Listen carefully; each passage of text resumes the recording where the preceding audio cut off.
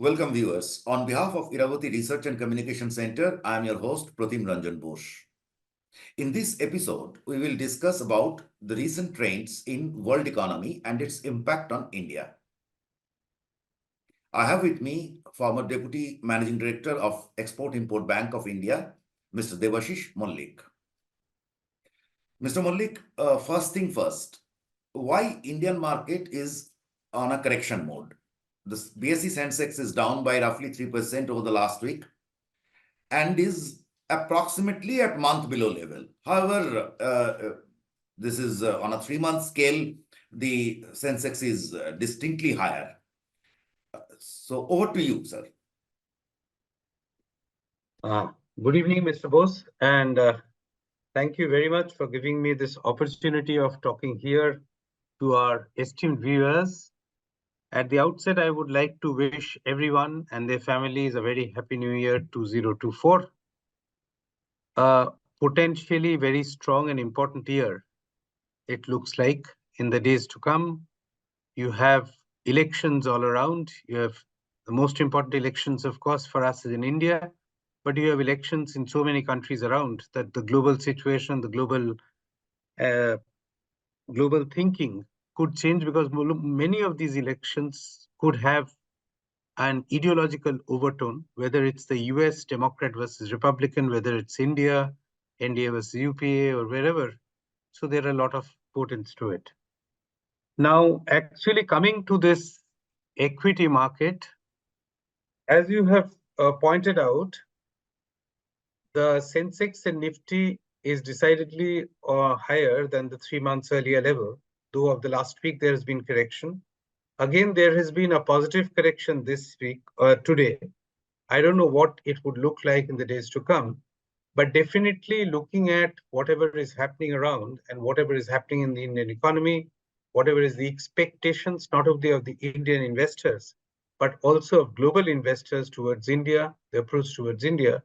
So it would be a fair assessment to say that the capital market over the long term has potential of an uprise, notwithstanding the corrections which would go on intermittently.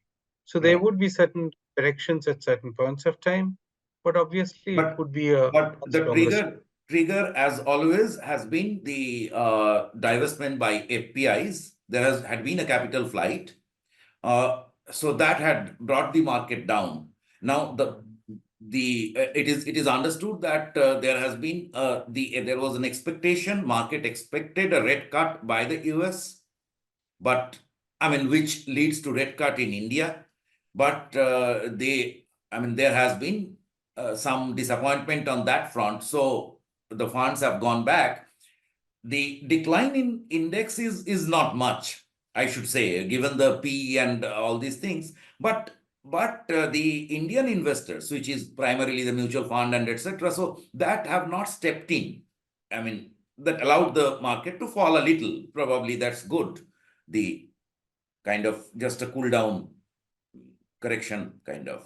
Actually, the market has run up very strongly over the last few months. Right. Okay. Now, if you really look at it, many stocks are highly overvalued, it is understood. Yeah, overvalued. That is how you look at it. But if you really look at it, it's in a rally still remains confined to a narrow band of stocks. And accordingly, whether those band of stocks make more sense or not is something debated. Like a lot of people feel that there is an overvaluation in the market. While generally the trend could be correct, but I don't know, because individually certain stocks can push up an Sensex or a Nifty. Now, what we are talking about is the index growth. An index is always determined by the 30 stocks of Sensex or the 50 stocks of Nifty.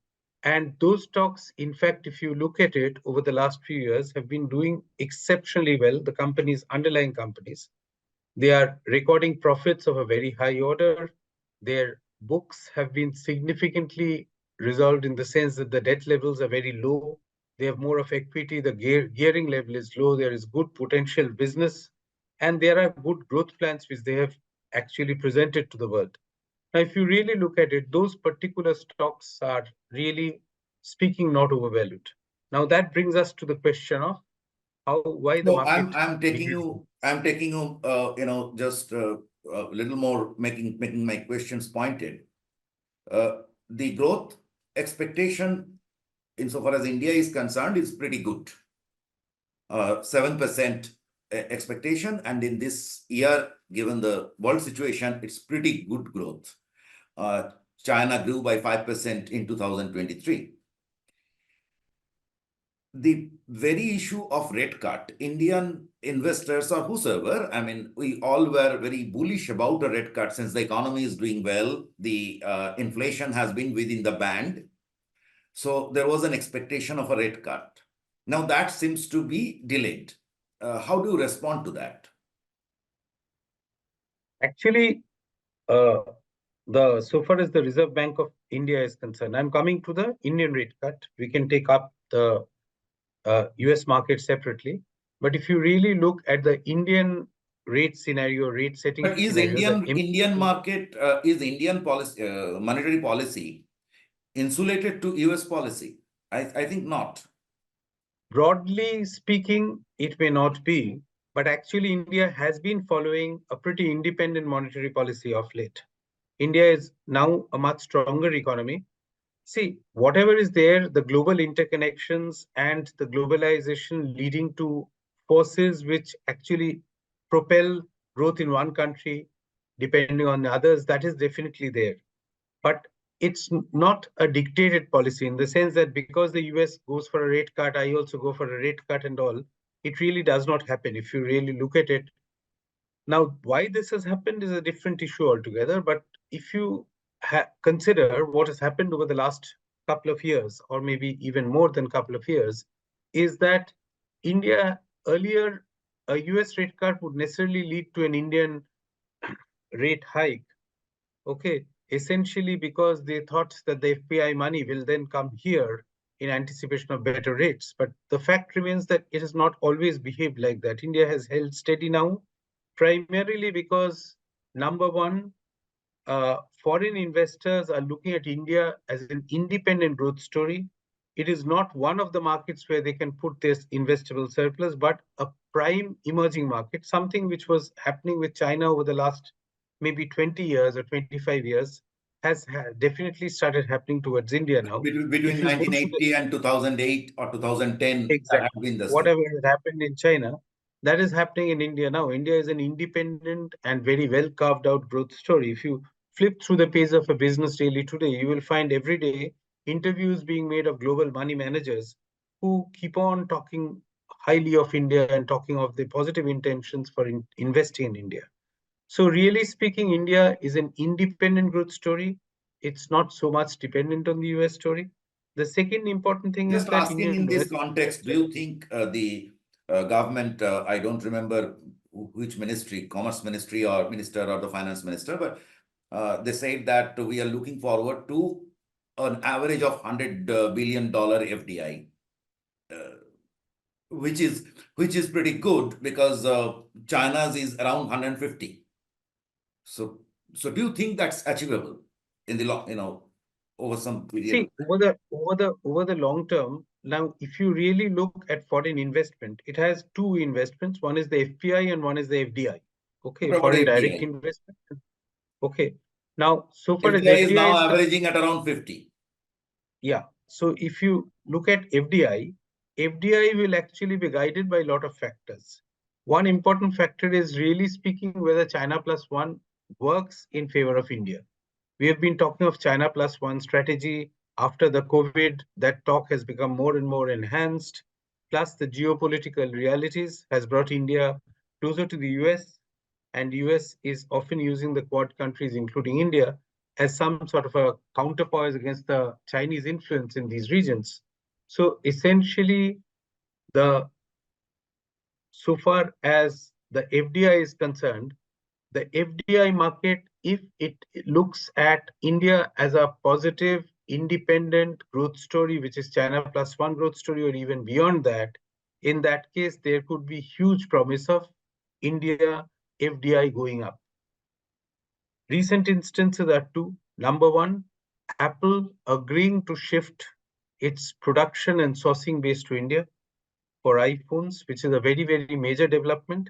Maybe the returns are not very high, because I was recently reading a very interesting thing in the sense that It's a kind of a brand association when there is this it's a saying that brand association, it's a confidence enhancer.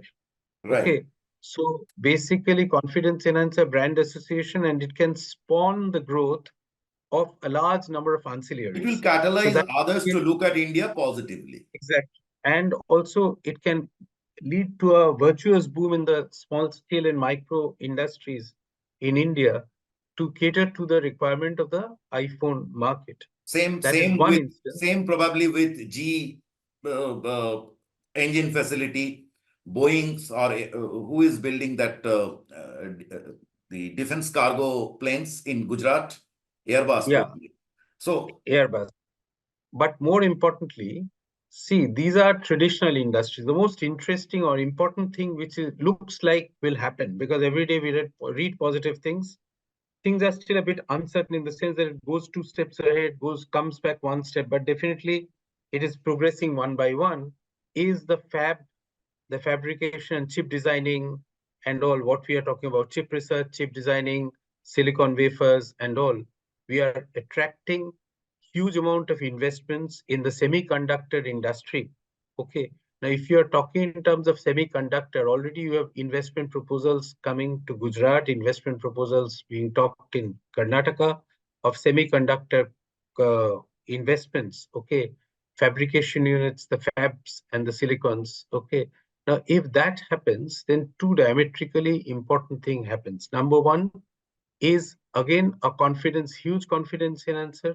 Number two, large amount of FDI investment. Number three, India goes into the big league of chip designing. And if you right, say that chip is the new fuel to actually oil the world economy, in that case, India becomes a part of that fuel. Now, which right. segment India goes to, whether whether production or design, that would be a different story altogether, because So that is also there. right. If you So really see the Taiwan, just 1 minute, the Taiwanese thing could be replicated in India, and that would lead to a huge amount of investments through the FDI route. That is my guess. right. And Taiwan's growing instability and insecurity is actually fueling that shift. It is in Taiwanese companies' interest to shift the basis. Some kind of a political economy is emerging there. Now we had discussed about in a 5 year scale from now. Probably everything will be clear in next 5 years where we are heading to. But let me take you back once again to the very at the present, the recent scenario. Now, so we discussed about the uncertainties in the money market side, and now about the overall fundamentals. Indian fundamentals are good, but there has been a recent development with this Houthi attack on Red Sea that had led to rise in container freight prices as the ships are now avoiding Suez and coming all the way through Cape of Good Hope, adding some 10, 12, or 14 days in the voyage. So, which is going to have many repercussions. The impact is not very high at this moment on the freight side because there had been an overcapacity. The world is not growing, the rest of the world is not growing at that level. So there had been an overcapacity, so it will be absorbed. But say from Indian export point of view, the 80% of our exports to Europe had been going through Suez. So they will be kind of outpriced in today's scenario in the tight money situation. How do you see, I mean, these things will impact, say, the third quarter results? Sorry, fourth quarter. See, there are things which are of importance. Number one, we have a growth path or a major companies growing in the real sector and the major companies going in the virtual sector. So far as the virtual sector, that is IT and all are concerned, whether you have the Infosys and the TCSs of this world, that is a different thing which Red Sea and Houthi really does not affect it directly. It affects it indirectly. Okay. That is more affected by what is going on in the spending characteristics of the IT sector, so far as Europe or United States of No, America my is concerned. point, my question was pretty Yeah, precise. I am just coming to that. The I am just merchandise coming to that. So exports, far, there should be an yeah, impact, and that is yeah. coming So on far top of as a the suppressed service sector growth. so far as the other part of the Indian economy, because we are considering the Indian economy as a whole, definitely there will be an impact will come from two things. Number one, exports could be affected. Number two, imports could become pricier. Right. Okay. Now, imports could become pricier is also a very important thing, essentially because Indian exports, a very important component or constituent of Indian exports today is refined petroleum product exports. Now, refined petroleum product export looks at crude import. Okay. Now, if the Red Sea is blocked and if Houthi problem goes up, because Iran is now threatening Israel also, there could be attacks. I don't know whether there are other, it could spill over into a very major global war. No, Okay. In forget that about the war. case, I don't think yes, anyone is looking at a war, but this kind of uncertainty impacts trade. That's it. Houthi has so far yeah, attacked yeah, only 30 exactly. Not ships. only so what I'm saying is that not only these uncertainty affects trade, but actually trade is also getting affected because of insecurity reasons, which is coming. Actual Right. blockade, effective blockade of Red Sea has started happening. In the sense, no one has stopped ships from going through Red Sea, but people are not willing to go through Red Sea anymore. Okay. So I don't know how many sailors will be interested in now sailing through Red Sea. Okay. Maybe Indian ships will The not be volume, attacked. I understand, All has come right. down by 50 or 60%. Yeah, now that is a very, very important thing which has happened. The uncertainty is actually becoming an actuality in the sense that it's not uncertain, it's becoming certain. So things are going to get costly. Okay. Now, how soon Red Sea will be resolved is a very important indicator of how soon the world economy will again look for better times or how soon the international market will look up. Now, that is a very important thing which will happen. So far as India is concerned, Indian exports are also likely to be affected. Cape of Good Hope costs, which will rise because of Cape of Good Hope, is one aspect, but that is something which can still be passed on to the consumers if you are really looking at a consumer good product. But what I am really more concerned about is a very, very important component of Indian trade is apart from services sector. The other important thing is the petroleum, refined petroleum product, which requires crude oil import, and that is going to be affected very severely if the Red Sea problem flags off much more significantly. And that looks like happening because no one appears to be getting anywhere near a solution. So we had a discussion in the previous episode where we discussed about the Red Sea issues and the possibility of it getting neutralized sooner. Understandably, there is no such possibility at this moment because Israel is going to face stiff opposition as it enters into urban warfare in Gaza. So there will be, this will continue. Now, we also have a case where these kind of disruptions are almost getting normalized. This is one side of the story. The other side, on the brighter side, is you see this was not a very peak demand scenario globally, so that is kind of a saving grace. The world was we were discussing about the red cut. So now I'm taking you back in my understanding with the import cost going up. So there will be potential inflationary pressure, and so that means that even the Indian authorities, the RBI, wouldn't look for a red cut at this juncture, may not look for. RBI has already indicated. And the US, there be a scope for a rate cut or rate pause or rate increase? What is your expectation? Which way US will move? So far as the Indian market is concerned, or Indian central bank is concerned, that is the Reserve Bank of India, they've been making it very clear over the last few months, or maybe even a year, that they fear there is a whole lot of potential inflationary trend embedded in the economy. And they have never considered rate cut to be something which is top of their mind recall. Okay, No. they had done rate cut at a point of time when the On, economy on was the flagging. contrary, they are carving credit.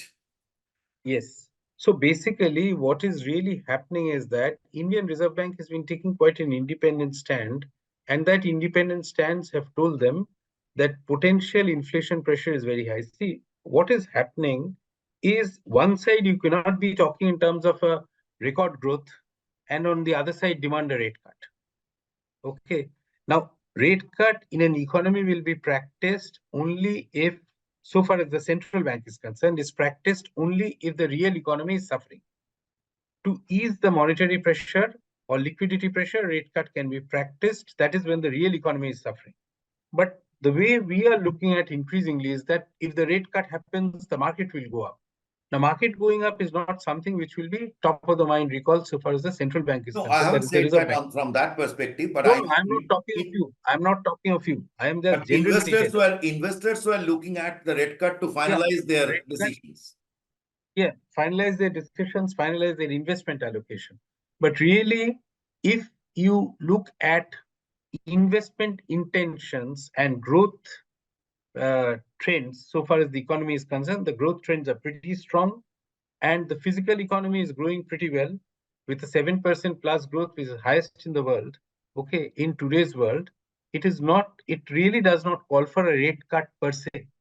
Okay, I am not saying it calls for a rate hike. What I am worried about are essentially one thing, that if the potential inflation, which RBI is worried about, converts into a real inflation, and this being an election year, there are two things. Number one, Right. any government would not like a huge inflation at this year, but at the same time, because of the spending, which will which will precede and follow an election, there will be a huge amount of spending which will There follow is and precede. always an inflationary pressure There during is always an election year. inflation trend which will happen.